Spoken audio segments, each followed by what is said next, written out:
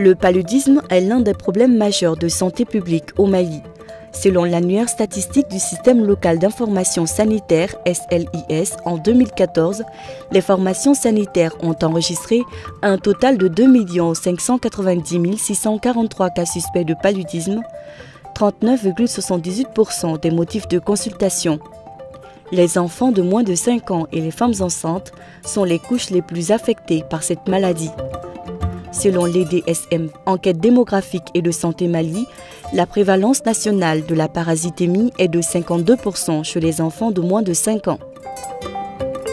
Avec ses partenaires, le pays a entrepris la mise à échelle des mesures efficaces de lutte contre le paludisme qui sont, entre autres, la confirmation systématique de tout cas suspect de paludisme et un traitement précoce et approprié de cas confirmés, l'utilisation de moustiquaires imprégnés d'insecticides à longue durée d'action, le traitement préventif intermittent à la sulfadoxine pyrimétamine SP chez la femme enceinte, la pulvérisation intradomiciliaire et la chimioprévention du paludisme saisonnier chez les enfants de 3 à 59 mois.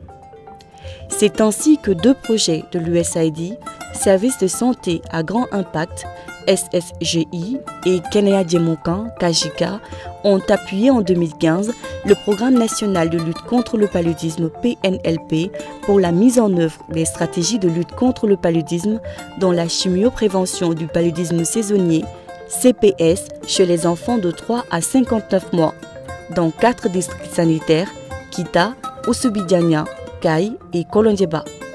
Recommandée par l'OMS, la CPS consiste à administrer une combinaison de médicaments antipaludiques à dose thérapeutique durant la saison pluvieuse où le risque lié à la transmission du paludisme est plus élevé afin de réduire la morbidité et la mortalité liées à cette maladie chez les groupes les plus vulnérables. Le gouvernement du Mali a adopté la CPS à travers son programme national de lutte contre le paludisme PNLP.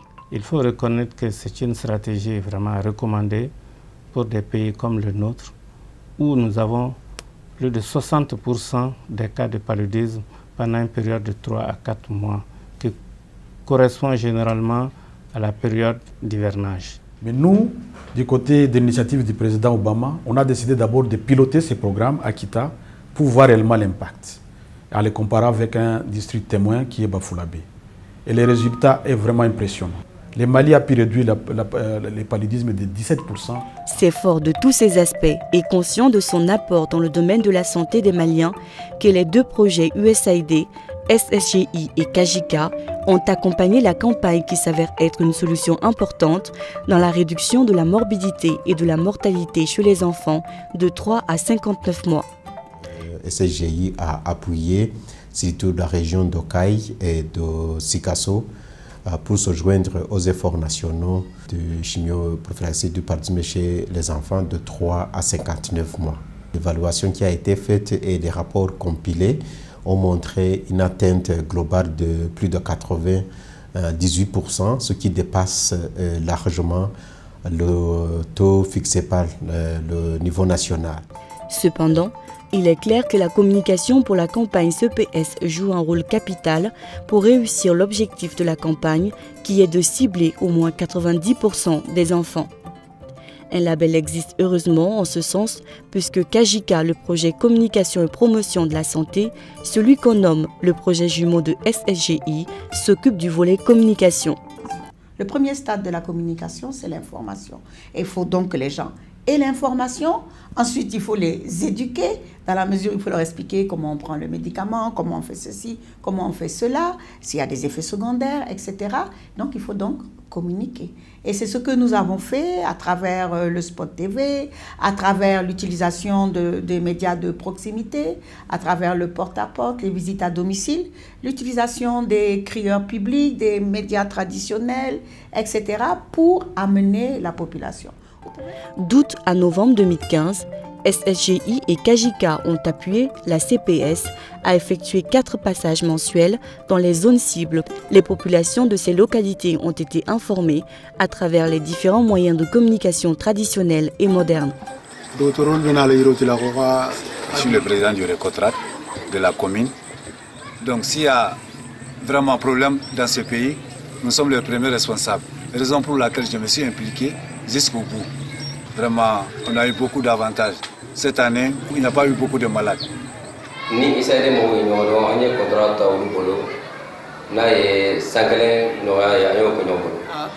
Sensibilisation quartier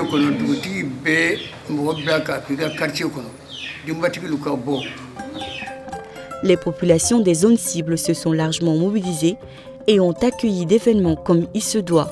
Beaucoup n'ont pas hésité à manifester leur satisfaction face aux bienfaits de la campagne.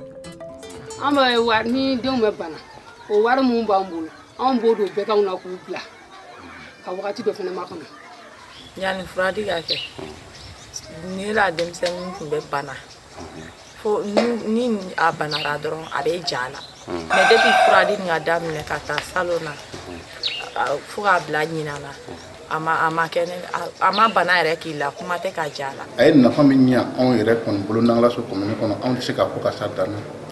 Dans Sikapoka, elle n'a pas gagné. Fradi Pana Changela, il n'a pas gagné village là. Il est 30 et quelques sur consultation, mais si ça a du il devra 10 sur. Avec les CPS, le taux de consultation a vraiment baissé. Surtout le cas de Pali. Ça a vraiment marché, on a pu faire les 4 passages et ça a eu vraiment un impact. Pendant la campagne et parallèlement aux activités de la CPS, des équipes de supervision ont sillonné les zones de distribution pour s'enquérir de la bonne marche de l'événement, comme quoi le suivi est également un aspect important de la CPS. Une chose est d'exécuter un projet et une autre est d'atteindre les objectifs escomptés.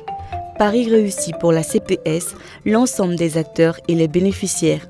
Selon les services techniques, il y a eu un taux de couverture moyenne de 98% en 2015 pour l'ensemble des 4 districts, dont 93% pour Kai, 104% pour Kita, Kolondieba, 95,2% et 105,7% pour Oussoubidiania.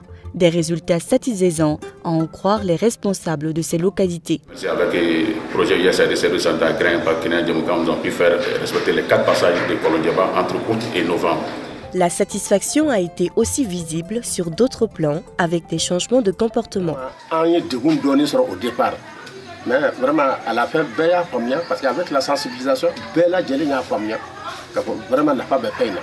De me sentir maintenant dans fait dans les récital mais si ça ah hani ya frère tomado ni mo na clé fla atetamoka. Vraiment, ça a été un bonheur pour la famille, pour le village et même pour le pays. Si un enfant est tombé malade, tu l'amènes à l'hôpital, à un prix bas, l'enfant est guéri. Comme on pouvait s'y attendre, de tels résultats ne pouvaient que traduire l'expression d'une allégresse à la fois dans les zones cibles qu'au niveau de l'USAID qui a décidé d'élargir la CPS 2016. Sur la base de l'expérience du passé, USAID Kajika entend apporter des améliorations dans le domaine de la communication pour une campagne encore plus réussie. Et à ce sujet, nous demandons l'implication de toute la communauté. Ce n'est pas seulement le partenaire, ce n'est pas l'État, c'est l'ensemble de la communauté, des partenaires de l'État. Protéger un enfant contre les risques de maladies telles que le paludisme, c'est sauver une vie. Cette tâche est celle de l'USAID qui, à travers ses projets services de santé à grand impact SSGI et Kanea Djemouka, Kajika, contribue à améliorer la santé de la population. Quoi de plus humanitaire et salvatrice que cette mission accomplie pour le Mali et pour les Maliens. Cette collaboration a été très bonne, non seulement avec USAID à travers SSGI, ce projet-là, mais bien sûr avec l'ensemble des partenaires.